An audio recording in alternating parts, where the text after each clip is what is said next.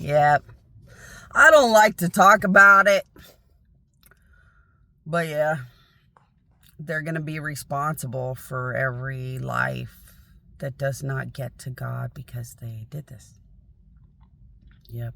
So Adam and Eve ate the tree of the knowledge of good and evil. What the hell does that mean? You eat a tree and you understand good and bad things exist? No, it was a psychological tree that helps you to understand the reality that when good and evil exist, bad things are pretty much all that really exist. So Adam and Eve lived in an artificial perfection of good. In an artificial perfection of good, it's a controlled environment where gods do not allow bad or harm. When you pretend to be good but bad things exist, it's as easy as any child being tempted to murder. And sadly, you'd be sick to find out how many small children who are good children when they're small get mistreated by a teacher or something until they break and create those create those grade school shootings and stuff. It's very easy for good to turn pure evil when bad exists. So gods try to force only good existing. When God created that tree, Adam and Eve would not stop staring at the tree. In the end, Eve would not give up the tree. The tree existed because bad things were winning.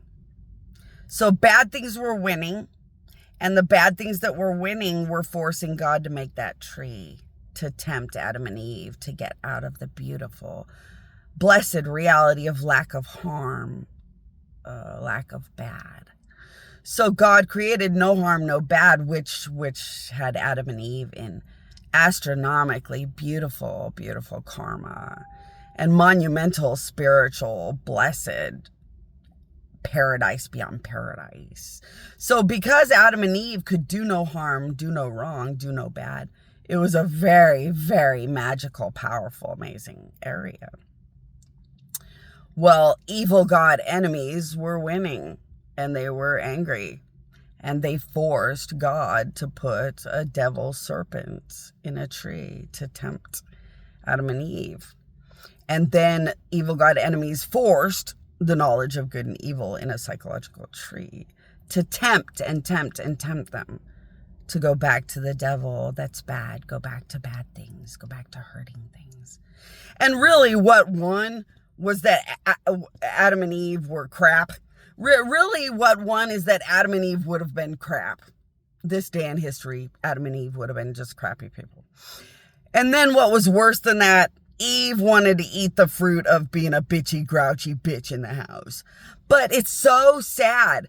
Once they ate the fruit, they were connected to the bad side of the devil. They were connected to the bad side of evil gods. And now every murder and every rape on this planet is their fault and their responsibility. And if they don't pay it back, they have to die for all of it.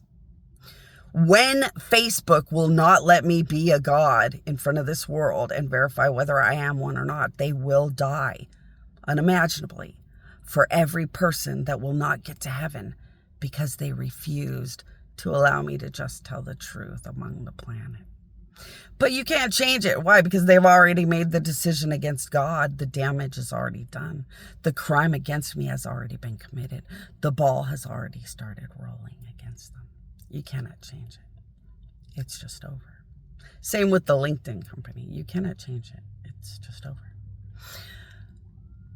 The gods told Air One to make me famous a long time ago.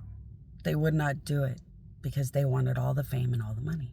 Now they will stand responsible and accountable for every soul that does not make it out because they did it. Kenneth Copeland was told to make me famous and say that I was a real God in front of the world. He would not, because it would take away his money and his fame. Now he stands responsible and accountable for all the dead souls that will never get out because he did it. This is the sad reality. Everyone has been keeping me poor, dead, and nothing, so that no one will worship me, so that no one will live on forever, so that no one will get out. It's just a really sadistic, gross thing that everybody started doing for their own purposes. The United States just wanted me to be dead and poor because they just wanted all the worship and attention to themselves. So the United States was walking around pretending to be God, and it was so fun to keep me dead and poor in a corner as a nothing. Did they really care that no one gets to live on forever and have amazing things forever? Maybe, maybe not, but it doesn't matter. The crime's already been committed. So they will die for every single soul they have destroyed by keeping my life and existence and death a mockery joke in a corner. And you cannot change the consequences of anything. Once the crime is committed, the damage is already there. It's already done.